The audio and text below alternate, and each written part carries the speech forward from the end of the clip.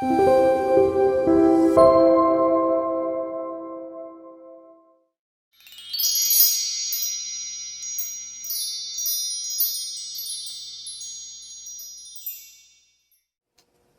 그리고 이제 32장이 시작됩니다. 이제 32장은요. 자, 24장에서 27장까지가 장차 있을 종말에 대해서 범죄적인 심판이 있을 걸 얘기했죠. 그리고 이제 의인은 위로받고 악인은 심판받을 걸 이제 얘기를 했습니다. 그리고 28장에서 29장 여기서는 지금 북이스라엘과 남유다의 죄, 특히 지도자들의 죄를 지적했고, 그리고 그 앞에 이제 30장에서 31장에서는 유다가 아수르의 위협으로부터 보호받기 위해서 애굽에 이제 사신을 보내고 외교적인 이제 동맹을 맺으면서 애굽으로 의지한 그 모습들을 하나님께서 아주 어리석다면서 지적하고 계시죠. 그리고 28장 이후로 이제 주로 지도자들의 죄를 지적했는데, 그러면 지도자들의 죄를 다 지적하면 그러면 백성들이 의지할 사람이 없잖아요. 그러니까 지금 이 32장에서는요. 결국은 너희들이 의지할 자는 그 지도자가 아니다. 의로 통치할 왕이 나온다. 그러면서 너희들은 이분을 의지해야 된다. 결국 의로 통치한 하나님만 바라봐야 되는 거죠. 백성조차도.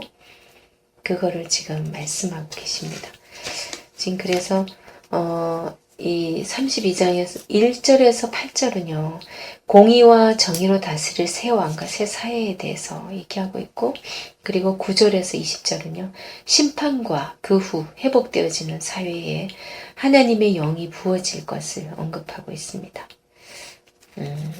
우리 22장 한번 보도록 하겠습니다. 보라, 장차 한 왕이 공의로 통치할 것이요 방백들이 정의로 다스릴 것이며, 그럽니다. 1절은 이제 새 시대를 통치할 지도자는 공의와 정의로 다스린대요. 공의, 정의 이러면은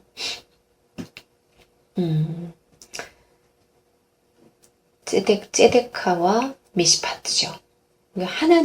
하나님의 뜻에 따른 올바른 행동 원리가 공의거든요. 공의가 하나님의 뜻에 따른 올바른 행동 원리. 이게 이제 결국은 왕의 덕목이 되겠죠. 그리고 정의는요, 그 원리를 이 땅에 이제 구현해내는 거예요. 그러면 이제 이거는 이제 지도자들이나 방백들이 이제 지켜야 될 덕목인 거예요. 보라, 장차 한 왕이 공의로 통치할 것이요, 방백들이 정의로 다스릴 것이며, 이거는 이제 하나님이 통치하실 때 있을 수 있는 일이죠. 또 2절, 또 그 사람은 광풍을 피하는 곳, 폭우를 가리는 곳 같을 것이며, 마른 땅의 냇물 같을 것이며, 곤비한 땅에 큰 바위 그늘 같으리니, 그럽니다. 이 32장 2절에서는 지금 광풍을 피하는 곳, 폭우를 가리는 곳, 그 다음 마른 땅의 냇물 같을 곳, 그 다음 곤비한 땅의 큰 바위 그늘 같다. 이거 같은 경우 악한 통치를 지금 이제 광풍, 폭우, 마른 땅, 곤비한 땅 이렇게 표현하고 있는 거거든요. 그거에 이제 선한 통치가 뭐냐면은 거기에 피하는 곳, 그 다음 폭우를 가리는 곳, 그 다음에 냇물 같은 곳, 큰 바위 그늘, 이게 이제 선한 통치예요. 이제 그런 악한 통치를 막는 것 같이 된다는 거죠. 이제 하나님의 공의와 이제 정의가 다스려지면. 그 다음에 3절, 보는 자의 눈이 감기지 아니할 것이요 듣는 자가 귀를 기울일 것이며, 말씀을 깨닫게 된다는 거예요. 우리 29장 18절 19절에도 보면 그들의 귀가 열려 말씀을 듣게 된다라는 얘기가 있었잖아요. 지금 이제 여기서도 말씀을 깨닫게 된다는 건데, 6장 9절에서 10절에서 보면 이사야에게 주어졌던 이제 그 경고 너무 대조되죠. 그때는 이제 그들의 귀가 막혔고 눈이 감겼고 그러면서 말씀하셨는데, 이 의로운 통치가 이제 외적인 변화뿐 아니라 이제 내적인 치유까지도 나타나는 그런 모습을 보여줍니다. 4절, 조급한 자의 마음이 지식을 깨닫고 어눌한 자의 혀가 민첩하여 말을 분명히 할 것이라. 이 조급한 자, 하나님은 기다리는 분인데 우리 인간은 언제나 조급해요. 그죠? 항상 대조됩니다. 하나님의 통치에는 조급한 자의 마음이 지식을 깨닫고 어눌한 자의 혀가 민첩하여 말을 분명히 할 것이라. 그럽니다. 이거 보면 생각나는 게 있어요. 사도행전 4장 13절에 보면 베드로와 요한이 이제 사람들 앞에서 막 예수님을 전하다가 잡혀가잖아요. 사내들인 그 공의에 잡혀가가지고 막 너희들이 이제 다시는 이제 그 예수 전하지 마 그러면서 풀어줄 텐데 다시는 전하지 마 그러면서 풀어주니까 우리가 사람의 말을 듣는 것이 옳으냐, 응? 하나님의 말을 듣는 것이 옳으냐 그러면서 막 그랬을 때, 야, 그 학문 없는 범인으로 알았는데 굉장히 이상히 여기잖아요. 그 가말리엘과 그 사람들이 그런 걸 보면서 정말 이렇게 이제 말씀이 임했을 때, 그리고 말씀이 하나님이 통치할 때 이렇게 변화되는 모습입니다. 이제 5절 어리석은 자를 다시 존귀하다 부르지 아니하겠고 우둔한 자를 다시 존귀한 자라 말하지 아니하리니. 사람들의 가치관이 이제 회복됩니다. 옛날에는 뭣도 모르고 그 사람이 어리석은지도 모르고 존귀한 정말 우둔한 자인지도 모르고 앞에 지도자라고 있으니까 다 그냥 그렇게 그런가 보다 하고 갔어요. 지금 우리 교회에도 보면 정말 하나님 앞에 바로 서 있지 않는데도 맹목적으로 그냥 주의종에겐 잘해야 된다 이러면서 막 그런 경우들도 있잖아요. 사실은 우리 성도들도 제대로 말씀을 알아서 영분별력이 있어야 되고요. 진짜 제대로 서 있지 않는 교회라면은 그런 거 분별해서 아닌 건 아니다 할 수 있어야 되고, 정이 그렇게 하나님께로 인도하는 그런 목자가 아니라면 그런 제대로 하나님을 만날 수 있는 것을 찾는 것이 바람직합니다. 그 다음에 6절 이는 어리석은 자는 어리석은 것을 말하며 그 마음에 불의를 품어 간사를 행하며 패역한 말로 여호와를 거스르며 줄인 자의 속을 비게 하며 목마른 자에게서 마실 것을 없어지게 함이며. 그럽니다. 지금 6절 같은 경우 어리석은 자, 이 어리석은 자는 신명기 3장 6절 하고요. 시편 14장 1절에 보면 마음이 완악함과 관계가 있다고 그래요. 이 어리석은 자가.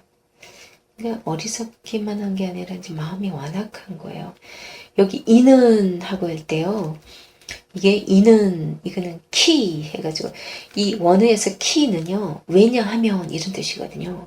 지금 여기서 키는 왜냐하면이에요. 그래서 지금 앞에 말에 대한 왜냐하면 어리석은 자는 어리석은 것을 말하고 그 마음에 불의를 품어 간사를 행하며 패역한 말로 여호와를 거스르며 줄인 자의 속을 비게 하며 목마른 자에게서 마실 것을 없어지게 함이며. 이렇게. 그러기 때문이라고 합니다. 자, 여기서 줄인 자의 속을 비게 한다. 이거는 지금 양식을 빼앗아서 오히려 못 먹게 하는, 더 못 살게 하는, 이게 줄인 자를 속을 비견다. 더 그러니까 아주 약하고 불쌍하고 없는 사람 거를 더 빼앗는 그런 걸 얘기하는 거예요. 하며 목마른 자에게 마실 것을 없어지게 한다. 이건 다 마찬가지죠. 정말 약한 자들을 더 억압하는 그런 모습입니다. 그 다음에 이런 6절에 이 어리석은 자가 하나님을 거스려 죄악을 범하고 이제 사람에게 이제 악행을 하는 그런 사람들이 이제 어리석은 자예요. 아까 마음이 완악한데 이제 관계가 있다고 그랬잖아요. 결국은 이 하는 모습들이 실제로 나타나잖아요. 그죠? 그 행실이 악한 자예요. 그러니까 함부로 말도 하고. 그 다음 7절 악한 자는 그 그릇이 악하여 악한 계획을 세워 거짓말로 가련한 자를 멸하며 가난한 자가 말을 바르게 할지라도 그리함이거니와 그럽니다. 지금 7절 같은 경우는 악한 자에게 선을 베풀지 약한 자에게 이 악한 자가 선을 베풀지 않고요. 그냥 장깨나 꾸미는 그런 사람. 가련한 자는 고통받는 자, 가난한 자. 5장 23절에 보면은 뇌물을 주지 않는다고 그 사람을 억울하게 한다는 그런 표현이 있잖아요. 정말 이렇게 그릇되게 이제 아주 구분 판결도 하고 그러는 거죠. 그러면서 8절 존귀한 자는 존귀한 일을 계획하나니 그는 항상 존귀한 일에 서리라 그럽니다.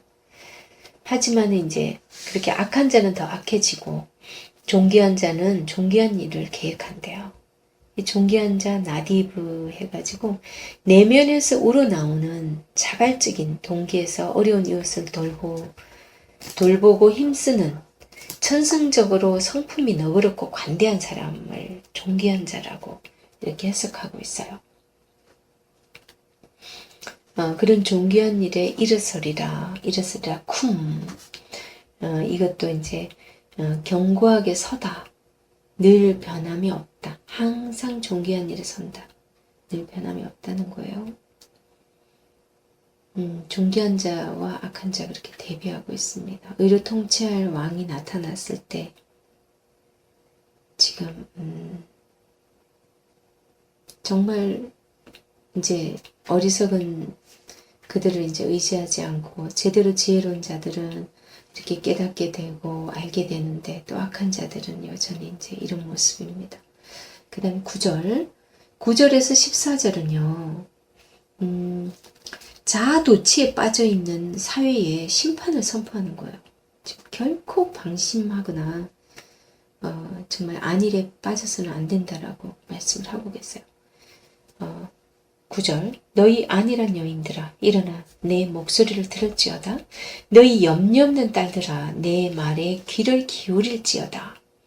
이 안일한 여인 염려 없는 딸들 우리가 그 시온의 딸들에 대한 심판도 우리가 봤었잖아요. 3장에서 그 하나님께서는 시온의 딸들 안일한 여인 또 뭐 아모스 바산의 앙소 이렇게 여자들을 많이 얘기하고 있는데요.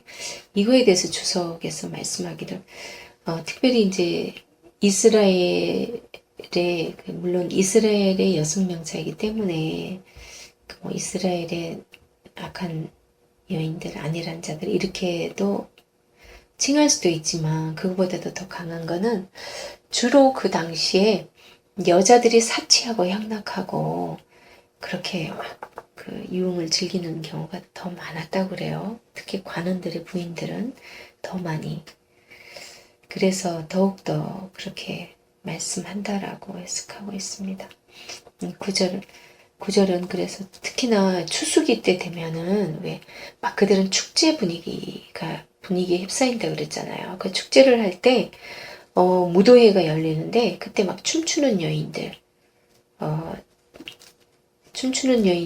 하면 딱 생각나는 게 또 있긴 있어요. 그죠? 우리 사사기 때 보면은 그 베냐민 지파 사람들이 하도 다 살육해버려가지고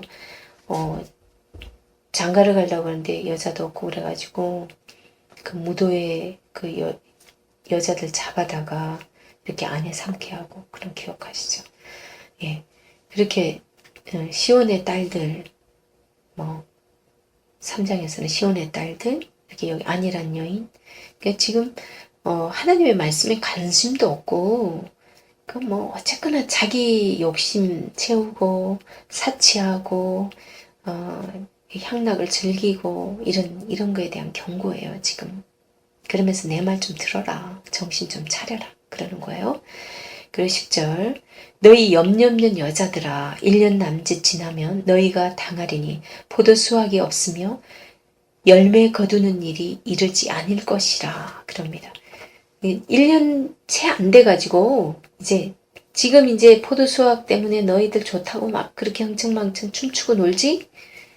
아유, 내년 추수기 되기 전에 이제 그런 지금 아주 그냥 멸망이 이를 거다. 그러면서 지금 경고하는 거예요. 아주 이들에겐 충격적인 일이 되겠죠. 자, 11절. 너희 아니란 여자들아 떨지어다. 너희 염려 없는 자들아 당할지어다.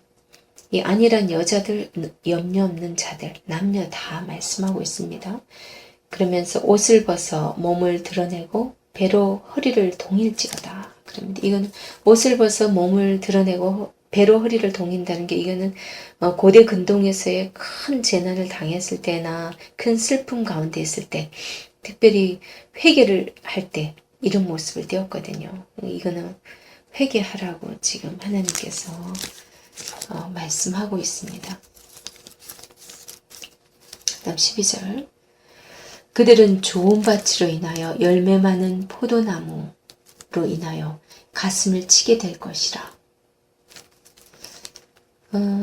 지금 이제 이 12절 같은 경우는요.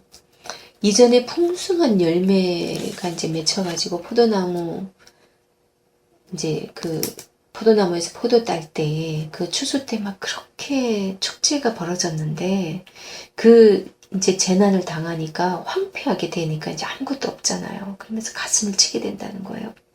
그래서 13절 내 백성의 땅에 가시와 찔레가 나며 희락의 성읍 기뻐하는 모든 집의 날이니 그럽니다. 여기서도 내 백성의 땅에 가시와 찔레가 나며 다음에 그 다음에 키라는 또 지금 조사가 들어가는데요. 여기 이 키 이것도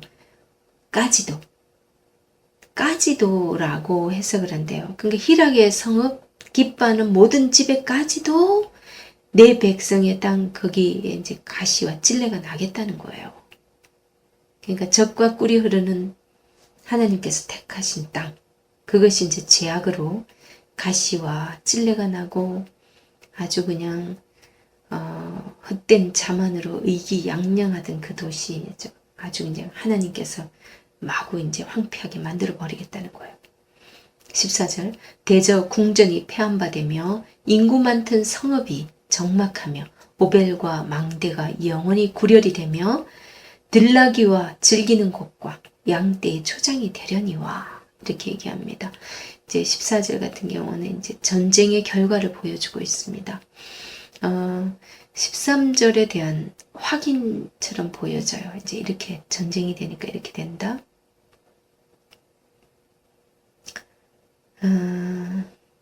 참, 이거 보면 회복의 메시지를 전하면서도 그 회복에 대한 그 생각만으로 이제 젖어 있을 게 아니라 현실의 그 불성실에 대해서도 하나님께서 너희들 짚어봐라.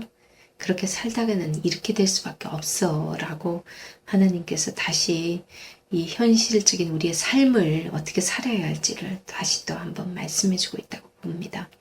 그 다음 15절 마침내 위에서부터 영을 우리에게 부어주시리니 광야가 아름다운 밭이 되며 아름다운 밭을 숲으로 여기게 되리라 그럽니다.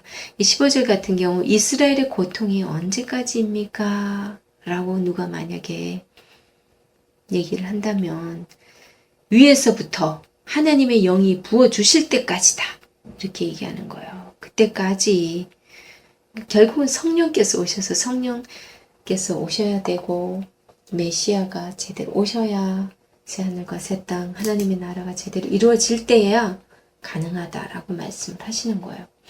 15절에서 20절은요. 종말의 이말 메시아 시대에 있을 일로 해석되기도 합니다. 성령이 임할 때 회복된다는 거죠. 자, 그럴 때는 성령이 임할 때는 첫째는 이제 땅이 기름진 옥토로 변하고 두 번째는 정의와 공의가 이제 가득하다는 게 이제 16절, 18절에 말씀하고 있는데요. 한번 봅니다. 16절 그때의 정의가 광야에 거하며 공의가 아름다운 밭에 거하리니 정의 미시파트 공의 ጼ데카 이런 것이 이제 세상에 가득하다는 거죠. 공의의 열매는 화평이요 공의의 결과는 영원한 평안과 안전이라. 로마서 5장 1절. 로마서 5장 1절이 생각납니다. 로마서 5장 1절은요. 우리가 믿음으로 의롭다 하심을 받았으니 우리 주 예수 그리스도로 말미암아 하나님과 화평을 누리자라고 얘기하고 있어요. 자, 그리고 17절. 우리의 17절이 그러니까 여호와의 의가 임할 때 평안과 안전이 임한다는 거고, 그 다음 18절 내 백성이 화평한 집과 안전한 거처와 조용히 쉬는 곳에 있으려니와 그렇게 얘기합니다. 이 지금 13절과 굉장히 대조적이죠. 13절은 이제 내 백성의 땅에 가시와 찔레가 나며 희락의 성읍 기뻐하는 모든 집에까지도 이제 그렇게 난다고 했는데, 18절은 내 백성의 화평한 집과 안전한 거처와 조용히 쉬는 곳이 있으려니와 그렇게 얘기합니다. 지금 이제 18절 같은 경우는요. 요한복음 14장 27절에 평안을 너희에게 끼치노니 곧 나의 평안을 너희에게 주노라. 내가 너희에게 주는 것은 세상이 주는 것과 같지 아니하니라. 이렇게 말씀하고 있습니다. 그렇죠. 하나님께서 주시는 평안이 참 평안인 것을 우리는 알아야 됩니다. 그래서 결국은 진짜 평안을 원한다면 하나님 안에 거해야 되고 하나님 말씀 안에 거해야 되고 말씀대로 사는 삶을 살 때 평안이 있습니다. 절대로 제약 가운데 있으면서 그 평안을 찾아서도 안 되고, 그리고 말씀을 지키지 않고 자기 마음대로 자기 뜻대로 살면서 평안하리라고 생각해서는 안 됩니다. 19절 그 숲은 우박에 상하고 성읍은 파괴되리라 그럽니다. 19절 같은 경우는 비록 우박이 산림에 이제 쏟아져 내리고 성읍은 평지가 될지라도, 20절 모든 물가에 씨를 뿌리고 소와 나귀를 그리로 모는 너희는 복이 있느니라. 이게 지금 이건 무슨 뜻이냐면 너무 비옥하여서 곡식이 너무 속히 자라니까 소와 나귀가 뜯어먹게 한다는 거예요. 원래 우리 곡식을 이런 것들 뜯어먹으면 안 되잖아요. 너무 빨리 자라니까 얘들 시켜서 뜯어먹게 하는 거예요. 그 풍성한 생산을 이제 하나님이 이제 주시는 복의 결과로서 나타나는 이 부분입니다. 이제 31장에서 했던 말씀에 대한 하나의 이제 32장은 그렇게 좀 더 확정적으로 부연 설명하듯이 이렇게 해주는 부분입니다.